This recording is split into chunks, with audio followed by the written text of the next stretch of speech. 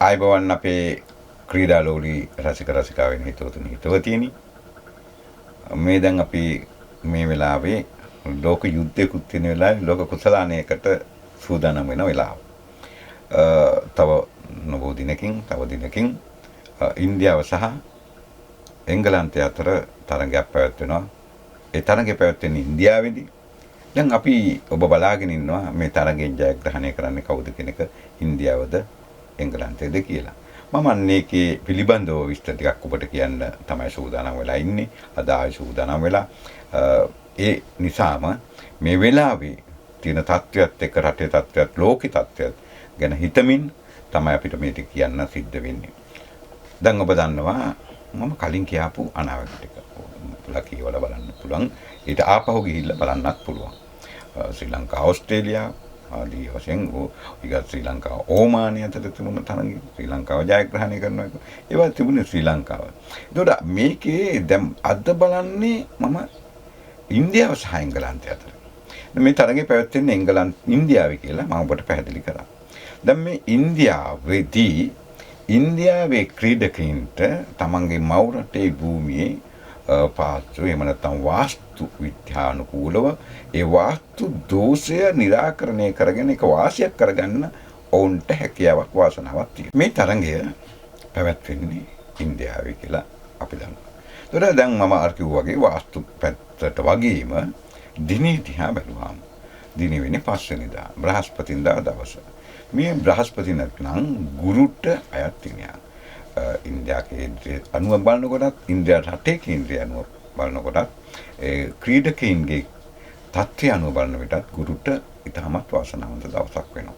එතකොට මේ දවසේ දැන් අපි බලමු ඉස්සෙල්ලම ක්‍රීඩා කරන ක්‍රීඩකයින්ගේ පැත්තෙන් ඉන්දියාව පැත්තෙන් අපි ඉස්සෙල්ලම බලමු.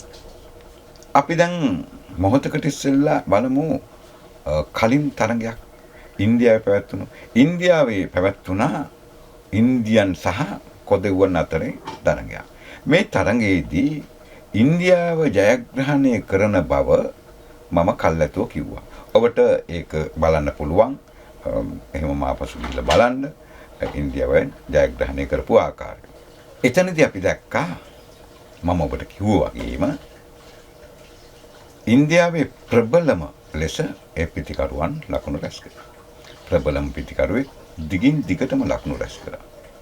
නමුත් මේ තරගයේදී මේ ගුරුට අයත් දින මේ පිටිකරුවන් අතරේ ඊටමත් දක්ෂ පිටිකරුවෙකුට ඊටමත් කෙටි කාලයක් තුල ලකුණු රැස් කිරීමේ කාලය කෙටි කාලයක් තුල දැවී යන්නට සිද්ධ වෙනවා.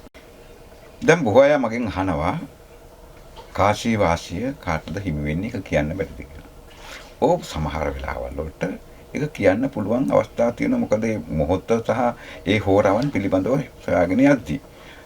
නමුත් මෙතන මේ මව් රටේ තමන්ගේ අපේ දැන් ලංකාවේ වුණත් ඒ රටේදී ඉන්දිය කණ්ඩායමේ මව් රට හැටියට සැලකෙන ඉන්දියාවේදී බොම්බායි තියෙන නගරය දිහා බලන විට කාශී වාසිය හිමි කර ගැනීමේ වැඩි වාසිය හිමි වෙන්නේ ඊටමත් ඉහළ වාසියක් හිමි කරගන්නේ බලනකොට දෝෂයන් හා සියලු වාස්තු විද්‍යානුකූලව සහ භූමි දෝෂයන් පිළිබඳව හොයා බලාගෙන යන විට එසියල්ලන්ගෙන් නිරාවරණය වෙලා එන්නේ ඉන්දියාව පැත්තට, ඉන්දියන් කණ්ඩායම් පැත්තට.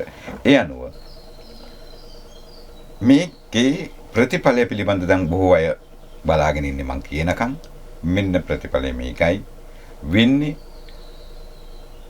කොයි ආකාරයෙන් තරම් කළත් 55% ප්‍රතිශතයක් ඉන්දියාව හිමි කර ගන්න අතර එංගලන්තයට හිමි වෙන්නේ 45% ප්‍රතිශතයක්. ඒක වෙනස් වෙන්නේ නැහැ. ඒක තමයි හැකියාව. අපි තවත් වීඩියෝ එකකින් තවත් විස්තරයක් අරගෙන හමු වෙනතුරු ඔබ අපිත් එක්ක රැඳී ඉන්න අපි ඔබත් ආදරෙන් ගෞරවයෙන් පිළිගන්නවා. ඔබ සියලුම දෙනාට ජය වේවා.